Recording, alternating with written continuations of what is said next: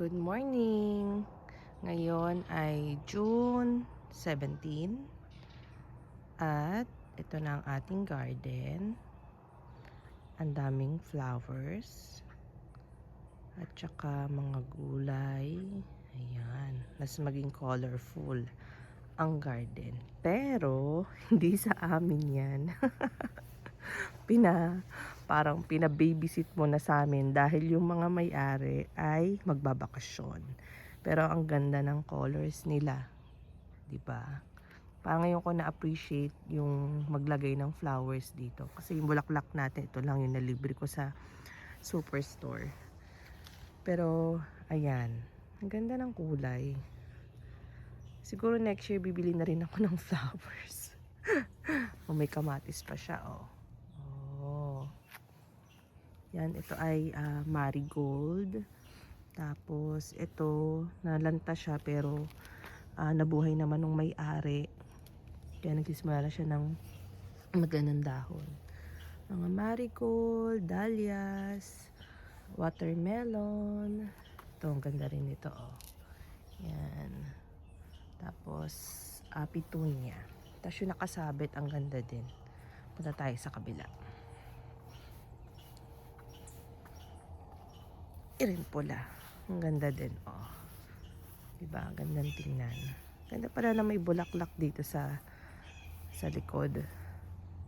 Nagiging makulay. Yan. Tapos meron pa dun sa may puno eh. Yun, nakalagay doon. Ay, may bisita kaming pusa. Meow! Mukhang ang cute. Meow! So, dito na tayo ulit sa ating garden. Update ulit. Wala namang masyadong changes. Ganun pa rin. Same pa rin yung ano nila, height nila. May naninilaw pa rin na part. Teka, natin. Ayan. Kasi nga, ang lamig pa rin ngayon. Naka-winter jacket pa ako. Kaya yung dahon niya, hindi pa rin sila makabawi talaga na sobra. Kasi nga ang lamig pa rin. Pero yung ating mga Roma, tomatoes, malalaki na. Tsaka mas makakapal na yung mga dahon nila. Oh, diba? Tapos yung sili, yung ating onions. Ito talagang dami na. At nataas na din. Yung lettuce natin sa likod, lumalaki na din. Lettuce nga pala. Yun. Tapos itong ating mga bulaklak, ganun pa rin. Meron akong tinanim dito, binigyan ako ng zucchini. Dito ko na lang nilagay. Ayan, zucchini. Zucchini, may bulaklak na rin siya. Tapos dito, nagtanim ako ng mga peas. So, tingnan natin after ilang days. At yung mga sili. Lumalaki naman sila kasi nagkakaroon na sila ng bagong bud, ng bagong dahon. Ayun o, ito nagsanga na. Tapos yung, sisipon ako, lamig. Yung sitaw natin, ayun, ganun pa rin. Dating mga sili. Yan, ang dami ng bunga. Pinapitasan ko na to kahapon. Nilagay ko sa ulam. Pero hindi siya masyadong maanghang. Siguro kasi baby pa siguro. Ang ating talong. Wow, may bulaklak na. Yun. Tapos, may mga bagong dahon din. Yan. Kaso nga lang, nangingitim yung dahon kasi nga malamig pa nga. Katulad yan, no? Yan. Siyempre, ang ating malungkot na talbos, ganun pa rin. Yan, ayun na. Sibol-sibol na yung ibang mga ano ko. Ang tawag doon? Sibuyas na puti. Yan. So, punta na tayo dito sa kabila. Itong aking kale, nakapal na, oh.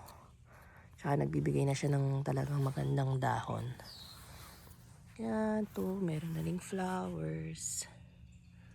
Sa ang ating alugbati, ang ating ampalaya na hindi makahaba-haba kasi ang lamig pa rin. Pero ang ating lettuce, tingnan nyo naman. Ang laki na. Isang hilera yan, oh. Isang hilera ng lettuce. At yung tinanim kong onion leaves, hindi na siya sumibol talaga. Ayaw niyang sumibol. Mukhang expired na yung buto. Pero okay lang. Ay, dami na niyang bunga, oh. Bell pepper. Nice. At ang celery. Oo, naganda na rin ang celery. Tapos yung ating mustasa at parang bok choy. Siguro sa isang paghihiwa-hiwalayin ko na to. Pag medyo may dahon na siya na kanya. Yan. Ating mga sili.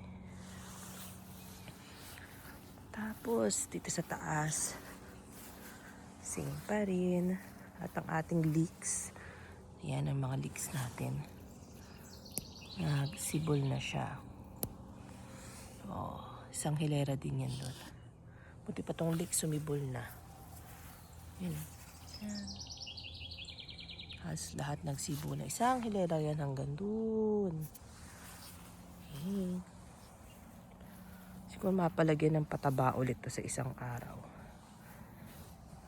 Yan ang ating mga talong pa at saka sili. Tapos dun tayo sa kabilang side. Nabidyoan ko muna tong aking ampalaya. Yan. Ay, natanggal. May natanggal ba? Umipod lang.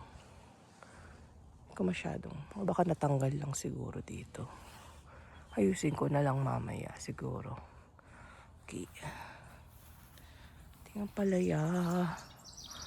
Diba, malapit na kayo makabawi. At iinit na next week.